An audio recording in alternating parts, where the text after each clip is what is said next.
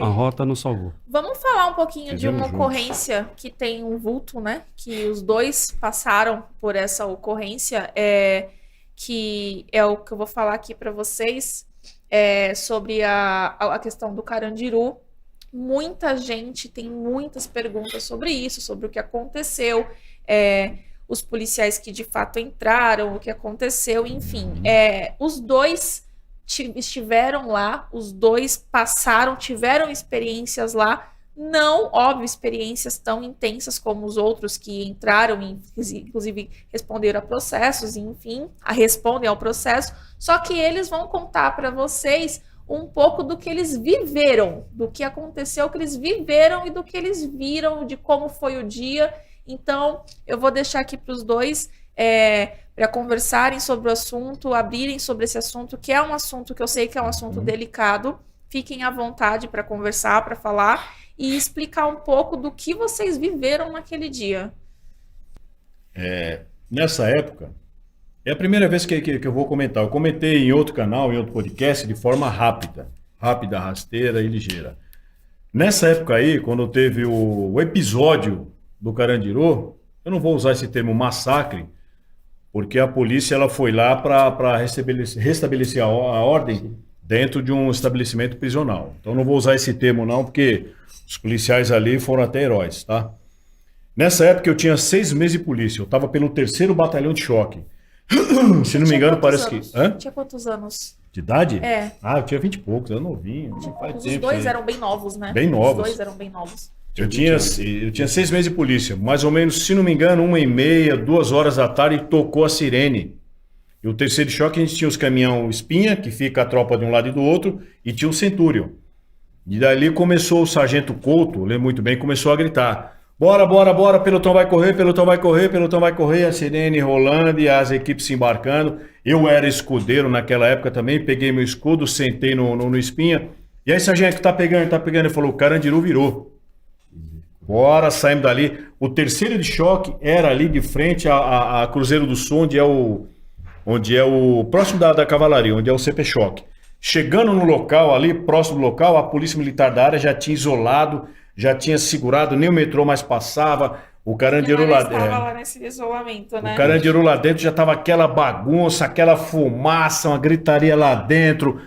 Chegamos até ali ao portão principal, adentramos 2 tropas. A tropa do 3º de choque e a tropa do 1º de choque, era a rota que chegava em viaturas individuais. A nossa tropa parou, desembarcou, um portão bem grandão. Quem estava ali naquele portão tentando negociar com os indivíduos? Era o secretário de segurança na época, que eu não me lembro. Era o coronel Ubiratã Guimarães, que era o comandante da época do CPM, do Policiamento Metropolitano.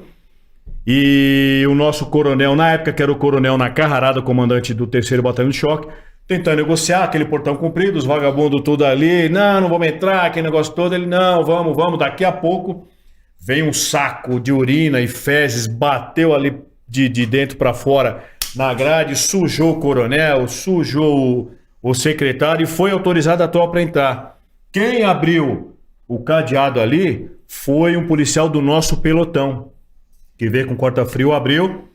Os indivíduos ali, os detentos, correram lá pro fundo, só que nessa correria já se ouvia estampidos de tiro na nossa direção. Tal, tiros e tiros. Entraram as 2 tropas, a tropa do 3º de choque e a tropa do 1º de choque, a rota que o pessoal encostou de viatura. Ali dentro tava um sarceiro, era ladrão, que pegava com uns pedaços de ferro chamado naife afiado, jogava na polícia. Era tiro real, que eu não sei como aquelas armas adentraram ali. Então foi aquela balbúrdia até ter o controle do pavilhão 9, que foi conseguido pela Polícia Militar, que foi pego depois os indivíduos que estavam lá, colocado no pátio, aonde ele tinha, parado, cessado, tudo, que posterior começou a entrar um monte de oficiais, entraram acho que promotores, o pessoal da OAB para ver, situação totalmente controlada. Tinha 2.000 e pouco no pavilhão, né, parece. Naquele pavilhão, o total geral do Carandiru parece que era de 7.500. Sim. Eu vou fazer uma pesquisa aqui rapidinho. Aquele pavilhão tinha 2.500, se eu não me engano, 2.600 mais ou menos. Tava super lotado, né? Naquele pavilhão. Tava super lotado. Eu falo assim, tava super lotado por quê? Porque o vagabundo não parava de roubar. O vagabundo não parava, não sossegava. Então, quando roubava, ia pra E foi tranca. uma briga que começou de facções, né? Se eu não me engano, foi um jogo de futebol. A briga começou entre eles. Entre eles teve um problema, né? Parece que era de uma facção diferente do que a outra. Houve um jogo de futebol. Nesse jogo de futebol, eles se desentenderam e começou e virou o Carandiru, né?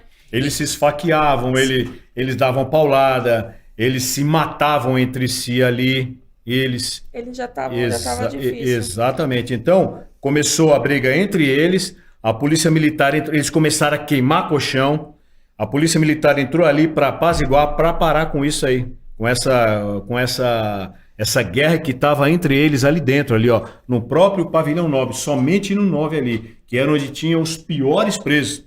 Aí depois, não, porque tinha cara preso ali por falta de habilitação. Mentira, que nem falta de habilitação é para presídio. Para.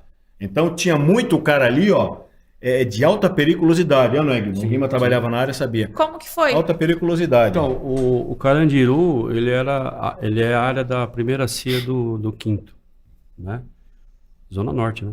Então, quando nós assumimos, eu era da Matutina, nós estávamos com Opala, né?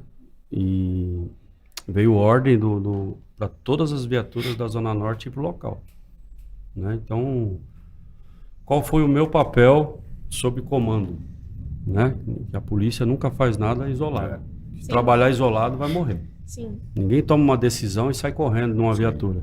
Tem que aprender a compartilhar o que está vendo e cumprir a ordem dos nossos comandantes. Muito né? interessante o que o Guimarães falou agora. É sob comando. Tudo sob comando. Tudo ali teve uma ordem. Então, qual foi o papel?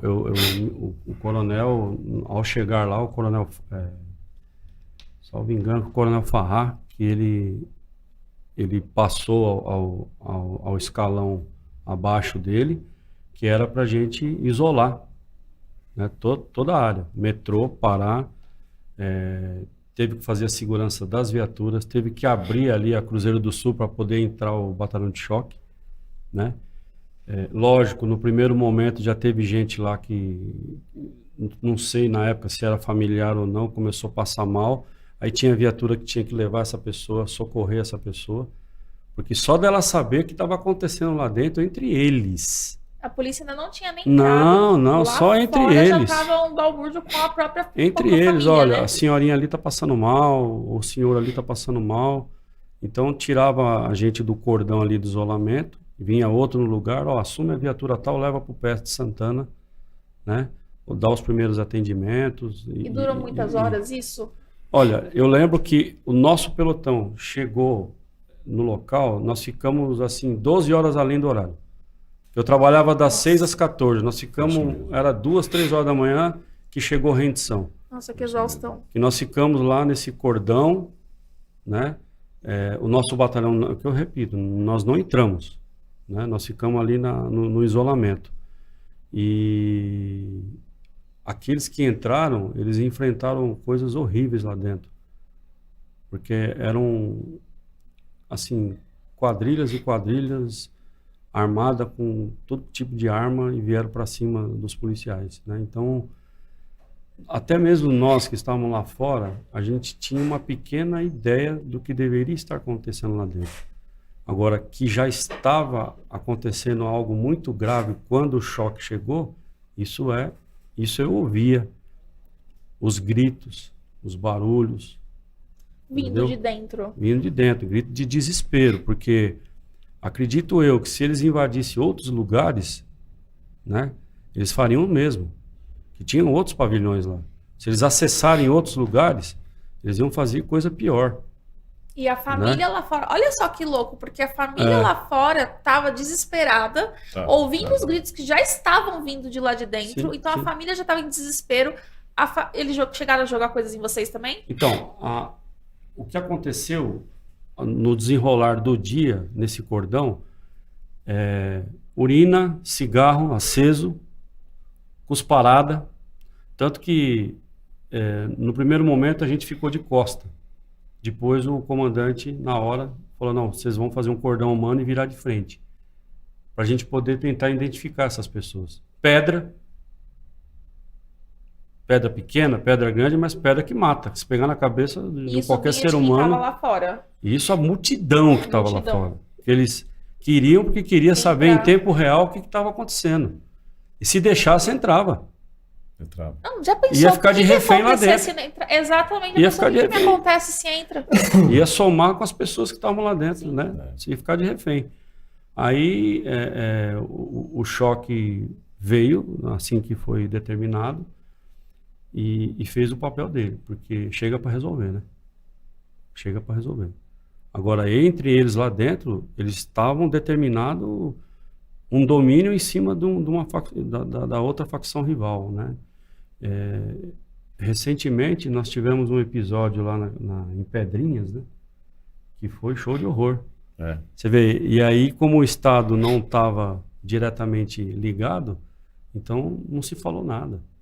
Que foram duas facções lá, uma do norte do país e outra de São Paulo, que foi uma barbárie entre eles. Você vê, não pague para ver do que eles são capazes.